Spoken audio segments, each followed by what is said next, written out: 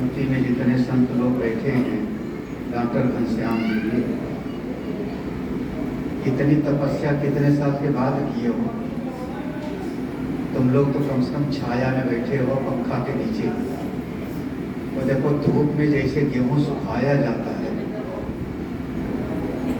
बेचारे सूख रहे हैं। उनके पीछे प्रवीण जी बैठे थे, नहीं सहा गया तो किनारे कर लिया उन्होंने। और इस किनारे संतों को बहुत गर्मी लग रही होगी उधर से, और भूख भी लग रही है। तो सब सही है, आप लोग सही हो, अब ज़्यादा कुछ बोलना नहीं है। भोजन भी तैयार है।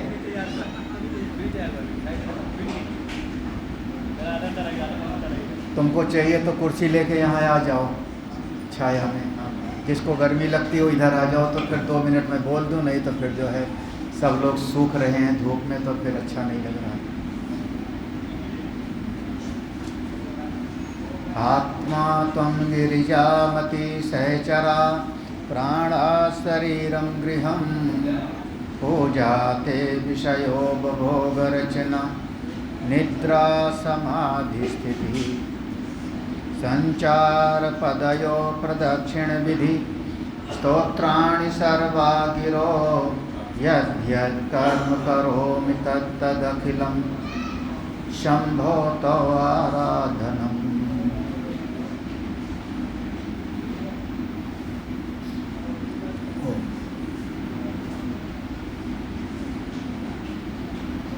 ये जो कई बार माइक पर शब्द आया 18वां वार्षिक उत्सव पाठोत्सव, तो वास्तव में 18वां तो नहीं है। बात ये हुई थी शुरुआत में कि शायद 2008 में या 7-8 में मंदिर बन गया था और दक्षिणामूर्ति हमारे पंचमुखी महादेव भगवान की स्थापना हुई थी। आप थे शायद उसमें, कुछ नहीं। और बहुत बड़ी शोभा यात्रा निकली थी उस समय पर। तो वो जो पंचमुखी महादेव की स्थापना का था, अक्षय तृतीया का दिन था, और वो 18 अप्रैल को अक्षय तृतीया पड़ी थी। तो उसी दिन कराए थे, तो वही तारीख हो गया उसका। हमने जो आश्रम का पुराना था उसको भी उसी में मर्ज कर दिया, तो हो गया वो 18वां वार्षिक उत्सव कह लो। उसके पहले हमारे इस आश्रम की मेरे ख्याल में शुरुआत किया था जब वीरेंद्र जी ने हमको एक जगह दिया, दिखाया, वहाँ किया था। तो शायद 2004 या 5 रहा होगा। एक अनिल बंसल को, सुधीर वर्मा को याद होगा, हाँ 2003। देखो इनको याद है, इनको याद है, हम ही भूल गए। तो 2003 में यहाँ पर हमने झोपड़ी बनाई थी एक, और उसके बाद इन लोगों ने फिर 2 कमरे बनाए थे। हमने फूस की झोपड़ी बनाई थी महाराज यहाँ पे, और बिजली भी नहीं थी, दिन भर मच्छर काटते थे, हैंडपम्प भी नहीं था। और हमारे गांव के 1-2 भगत, पिंटू, वीरेंद्र, ये सब लाठी लेके यहीं पर टिके रहते थे। रात में स्वामी जी हैं, कोई स्वामी जी को मारे ना, तो पूरा मजबूती से ये लोग हमारी सुरक्षा करते रहते थे बेचारे। तो उस समय पर हम यहाँ पर थे, तो इनको याद है 2003 में। तो 2003 से तो हो गया 23 साल ना, तब तो 23 साल हो गया। तो उस समय पर शुरुआत किया था, फिर उसके बाद 2 कमरे बने, फिर रहने का बीच बीच में होता रहा, फिर और व्यवस्थाएं बदलती गई, फिर मंदिर का भाव बना, और भगवान भोले बाबा की स्थापना का सन कौन सा था? 2006 या 7 या 8? जो 2008 है ना।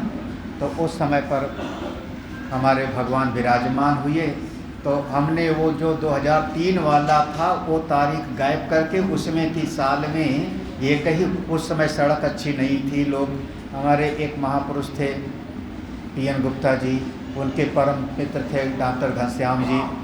हाँ, ये लोग जो है वीरेंद्र उस समय कब भी आते थे, 4 महीना में एक बार तो कहते थे बहुत दूर है स्वामी जी। हाँ, बहुत दूर है, सड़क में गड्ढे थे 1-1 फुट के, तो ऐसा स्थिति थी। तो आश्रम की स्थापना का दिन अगर माना चाहें तो 23वां है, और दक्षिणामूर्तेश्वर भगवान पंचमुखी महादेव की स्थापना का समय है 18वां। ये है इसका जो है आपके इस जगह का इतिहास। और जैसा भी है भगवान की अनुकंपा से, पंचमुखी महादेव भगवान की कृपा से आज यहाँ पर हम लोग बैठे हैं, सत्संग सुनते हैं। देखो, बात ये है ना कि हम वही हैं, स्थान भी वैसे है, बस जाकी रही भावना जैसी, प्रभु मूर्ति देखी तिन। जिसकी जैसी भावना होती है वैसे ही उसको प्राप्त भी होता है। आप दूर से जाते हैं, हरिद्वार गंगा जी में स्नान करते हैं, तन मन दोनों पवित्र हो जाता है। और कई बार लेकिन आपको ले जाने वाला ड्राइवर नहाता भी नहीं, और वहीं पर फूल माला बेचने वाला उल्टा सीधा बोलता भी है पीठ पीछे। लोग पागल हैं, दौड़े चले आ रहे हैं, ऐसे हमने सुना है। तो जिसकी जितनी भावना होती है, निष्ठा होती है, उसी के अनुरूप उसको फल की भी प्राप्ति होती है। कोई तो राम को भगवान मानते हैं, कोई राम जी को अपना मित्र मानते हैं, और कोई ऐसे भी हैं कि राम को डंडा लेकर के, तलवार लेके मारो, वो शत्रु हैं, खरदूषण आदि तो मारने के लिए तैयार हैं। तो ये सब चीज़ होता है। आप लोगों को अपनी निष्ठा, अपनी श्रद्धा, अपनी भावना बनाए रखना। अगर हम आगे नहीं बढ़ पा रहे हैं तो मेरी अपनी साधना में कमी है, ना तो भगवान में कोई कमी है, ना तो हमारे मंत्र में कोई कमी है। अरे मंत्र में कमी होती तो मरा मरा जपते हुए सिद्ध कैसे हो जाते वाल्मीकि ऋषि। उल्टा नाम जपत जग जाना, वाल्मीकि भय ब्रह्म समाना। वो तो मरा मरा जपने बैठे थे। जब मरा मरा जप के भी कोई सिद्ध हो जाता है तो आप ओम नमः शिवाय जप के क्यों नहीं सिद्ध हो पाते? हम अगर कहते हैं कि मंत्र में कमी है, मूर्ति में कमी है, या हमारे गुरु जी में कोई कमी है, तो इनमें सब में कहीं कोई कमी नहीं है। कमी है हमारी अपनी निष्ठा और साधना। आपको जो प्राप्त है, जिस स्थिति में हो, अनुकूलता में, प्रतिकूलता में, सुखी में, दुखी में, जैसा भी प्राप्त है वो आपके अपने कर्म, आपकी अपनी निष्ठा। हम महात्मा लोग तो केवल आशीर्वाद देते हैं, इतने हमारे हाथ में है। हम अब जिसकी निष्ठा है, जिसकी अपनी भावना है, वो बताओ फरीदाबाद से आके बैठे हैं, सत्संग सुन रहे हैं, और जिसका अपना भाव नहीं है वहीं पास में रहने वाला भी 4 बार गाली जरूर देता है, माइक लेके परेशान करा रहे हैं, नहीं सुनता।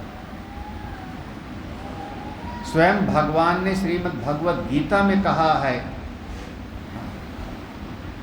इदम, ये जो ज्ञान है, जो भक्त नहीं है उसको नहीं सुनाना चाहिए। और भक्त साधक तो कोई बिरला होता है, हजारों में एक, लाखों में एक। आप सब भगवान की कृपा प्राप्त करें। हम लोग साधना में कहते हैं 3 माँ का हमेशा ध्यान रखना है। माँ, 3 चीज़ें हैं जिनमें पहले माँ आता है। पहला है अभी महाराज ने कहा मूर्ति। कई प्रकार की मूर्ति होती है, चल अचल, धातु की, पत्थर की, दारू की, बहुत तरह के होते हैं। मूर्ति में हमारी निष्ठा हो। दूसरा माँ शुरू होता है मंत्र। देखो जैसे कोई घुड़सवार है, सैनिक है, और उसको अपने दुश्मन से जाकर के मुकाबला करना है, लड़ना है, तो उसके पास एक बढ़िया घोड़ा भी होना चाहिए ना। जैसे महाराणा प्रताप के पास था, जिसका आज तक नाम है। किसी को याद है महाराणा प्रताप के घोड़े का नाम? सबको याद है। हाँ?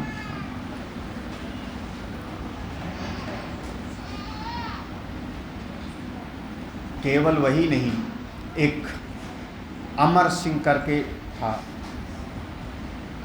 और आगरा के किले में जब उसको कैद किया गया और आगरा के किले में उसको कहा कि कैद कर लो, वो महाराज भरी सभा में उन्होंने, वो बहुत पुरानी घटना है, अपने घोड़े पे बैठ करके आगरा के किले से, बादशाह के किले से भागते हैं, और 4 दीवारी लगभग किले में जाओगे, अभी भी किले में जाओ तो उसके बाद बगल में खाई होती है लंबी सी, जिसमें पानी होता था, मगरमच्छ होते थे। वो खाई के ऊपर से उनका घोड़ा कूद जाता है उस पार, और कूद करके भागते हैं। वो घोड़ा मर जाता है बाद में, लेकिन अपने मालिक को बचा लिया। कहते हैं घोड़ा बहुत बुद्धिमान होता है, बहुत बुद्धिमान होता है। एक घोड़ा होना चाहिए जो आपको आगे ले जाता है। घोड़े की नस्ल के जानकार मेरे कन्हई थे। दूसरा, आपके पास में सामने वाला जब प्रहार करेगा तो उसको रोकने के लिए एक ढाल होनी चाहिए। उसको ढाल कहते थे, कवच, ढाल। जिस पर सामने वाले ने तलवार मारा तो उस पर आपने रोक लिया, ढाल होता है। और केवल रोकोगी नहीं, मौका पड़ेगा तो आप ताव देख, मौका देख के उसको मारना भी तो होगा ना। क्या कहते हैं उसको, कैसे मारोगे? भाला है, तलवार है, बर्छी है, आजकल की भाषा में बंदूक है। आपके पास में एक अस्त्र भी चाहिए। ये 3 चीज अगर ठीक ठाक होगा तो वह सैनिक विजयी होगा। घोड़ा हो, उसके साथ में ढाल हो और तलवार। ऐसे यहाँ पर जो शत्रु है वो अविद्या ही शत्रु है, अब अज्ञान ही शत्रु है।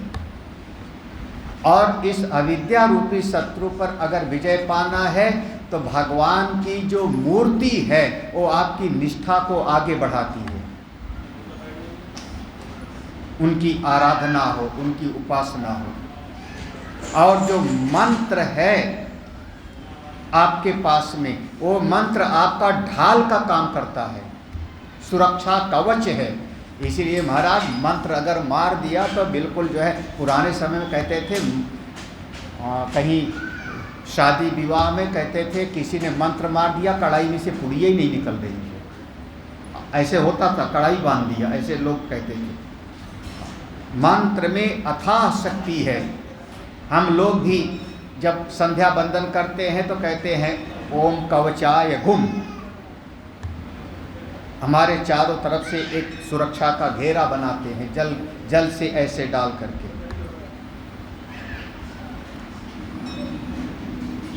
मंत्र आपको सुरक्षा देता है, मंत्र पर दृढ़ आश्रय है। और साथ में अगर आपके पास में तीसरा माँ, मूर्ति पहला माँ, दूसरे माँ में आया मंत्र, तीसरा माँ है आपके गले में अगर माला है ना, तो समझ लेना वो आपका बढ़िया आपका दिव्यास्त्र है, वो आपको बिल्कुल बचा लेगा महाराज, वो बचा लेता है आपको। उससे आप इस अविद्या रूपी शत्रु पर नाश कर सकते हो, अविद्या रूपी शत्रु पर प्रहार कर सकते हो। हाँ, आगे माला भी सब बढ़िया बढ़िया होती है, उसका भी भाई कोई तलवार 500 रुपये की भी मिल जाती है और 5000 की भी मिलती है। रिवॉल्वर कितने की मिलती है? बंदूक कोई किसी के पास है ही नहीं। हाँ, कितने की होती है? सुशील को पता होगा, प्रवीण के। हाँ, अच्छा, हमारे पास अगर 80,000 है तो कानपुर से नहीं मिलेगी। हाँ, आप देखो क्यों कह दिया मिल जाएगी? नहीं, छफेरा, देहाती भाषा में उसको हम छफेरा बोलते हैं। Kanpur, made in Kanpur. हाँ, वो 80,000 में कोई लेके आया था लखनऊ में, उसने कहा स्वामी जी इसका उद्घाटन करो। हमने कीमत उमत पूछी, विजय सांडिल लाए थे। हाँ, तो किसी कोई ऐसे पंडित, बड़ा पंडित बन गया वो। हाँ, हमारा भगत, तो छफेरा लेके आया। हमने कहा एक फायर करने का 500 रुपये लूँगा। 10 साल पहले की बात है। एक फायर करूँगा 500 रुपये लूँगा। ये भैया रिकॉर्ड तो नहीं कर रहे ना? हाँ, हाँ। और उसने कहा हाँ हाँ स्वामी जी, उसकी बीवी भी थी। और हमने 2 बार जो है धाँ किया ऊपर। हाँ, और उसने 100 रुपये दे करके गायब हो गया, लिफाफा बंद करके। बंद लिफाफा दे दिया, अब हम उसके सामने थोड़े खोलेंगे। और वो चला गया, तब देखा तो उसमें 100 रुपये था। क्या उखाड़ हो स्वामी। अब फिर आएगा गुरु पूर्णिमा पे, आता है गुरु पूर्णिमा से गुरु पूर्णिमा बीच में आता ही नहीं। तो भाई जैसे आपके पास में हथियार है, ऐसे आपके पास में माला की भी अलग अलग, अभी स्वामी का तुलसी की माला होनी चाहिए। हाँ, किसी ने कहा तुलसी की माला, स्फटिक की माला, रुद्राक्ष की माला, सभी माला अच्छी है। हाँ, तुलसी की माला प्रेम का प्रतीक है, रुद्राक्ष की माला वैराग्य का प्रतीक है, स्फटिक का माला ज्ञान का स्वरूप माना जाता है। ये सब पहन सकते हैं आप लोग। रुद्राक्ष का भी भैया उसकी कीमत होती है, जितना बढ़िया वाला होगा उतना ही महंगा होगा। अब वो आप लोग क्या हिसाब लगाओ, अरविंद को पता है, ये गया था माला खरीदने को। अनंतानंद जो पहनते हैं माला, बस हम ही जानते हैं या संत लोग जानते हैं, है ना? संत लोग जानते हैं, हम जानते हैं। मेरे ख्याल में आप लोगों को आइडिया नहीं होगा जो अनंतानंद पहनते हैं माला। हाँ, अब पता नहीं हमको, लेकिन हमारे में तो जो है, हमारे में तो अकेला ही अकेला, उनके में 2-2 जुड़ा हुआ है ना। हाँ, गौरी शंकर, अब संत लोग जानते हैं, उनके में देखो 2-2 जुड़ा हुआ है, और बड़े बड़े दड़िया बढ़िया। हमारा तो एक ही एक वाला है। और जैसे आप लोग पहने हो, हम भी पहने हैं, हमारे पूर्णानंद पहने, हमारे जगदानंद महाराज। तो माला का भी जो है वो महामंडलेश्वर जी हैं। हाँ, बिल्कुल बढ़िया बात है। हाँ, बहुत बार जो है आप लोग जितने, कई बार बुढ़ऊ लोग ऐसे हैं, नाराज मत होना। हाँ, गाड़ी चलाना नहीं आता, लेकिन जब बेटा गाड़ी चलाता है तो खुश होते हैं, मेरा बेटा गाड़ी चला रहा है।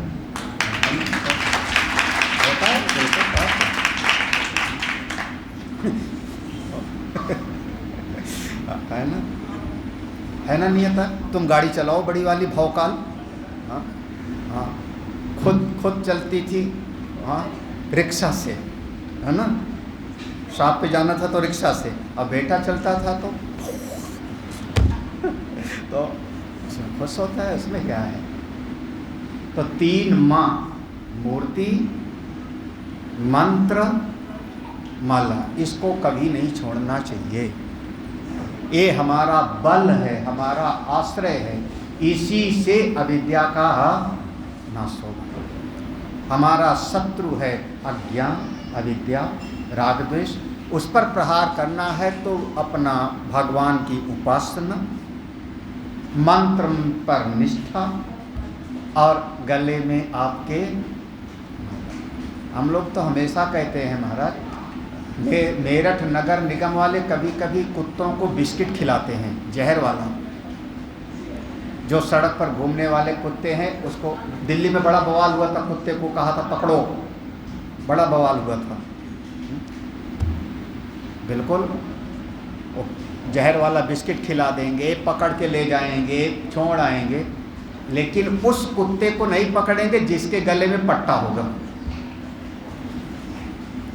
आप पूछ लेना नगर निगम वाले से, जिस कुत्ते के गले में पट्टा होगा उस कुत्ते को नहीं पकड़ेंगे। क्यों? वो पट्टा का मतलब है कि इस कुत्ता जो है, ये कुत्ता पाला हुआ कुत्ता है, किसी का कुत्ता है, ये जो है कुत्ता सड़क पर घूमने वाला कुत्ता नहीं है। तो उस कुत्ते को नगर निगम वाले ना बिस्किट खिलाएंगे ना पकड़ेंगे। हाँ, किसको पकड़ेंगे? जिसके गले में पट्टा। तो अगर किसी के गले में भगवान के मंत्र की माला की पट्टा है तो उसको यमराज नहीं पकड़ते। इतना ही तो है। हम सभी महात्मा लोग माला पहनते हैं, तो हमको तो यमराज नहीं पूछेंगे, तुम अपनी खैर मनाओ। हम क्या करें? और कई लोग तो बढ़िया बढ़िया सोने की चेन पहने हैं, माला पहने नहीं हो। और जो चेन है ना, जब अंतिम समय आएगा तो बहू उतार लेगी, कपड़ा फेंकवा देगी, कपड़ा यूज नहीं करेंगे। क्या दुनिया का रीति है, कपड़ा फेंक दो उसका, एक चीज फेंक दो, और सोना चांदी हो वो नहीं फेंकवाएंगे भाई, वो भी फेंकवा दो, वो सब का सब। तो माला आपके गले में होनी, वो आपकी सुरक्षा करेगा। बस इतना कह करके सभी को मेरा आशीर्वाद है, सब लोगों की भक्ति बढ़े, भगवान की कृपा मिले। इन्हीं शब्दों के साथ मेरा सभी संतों को प्रणाम है।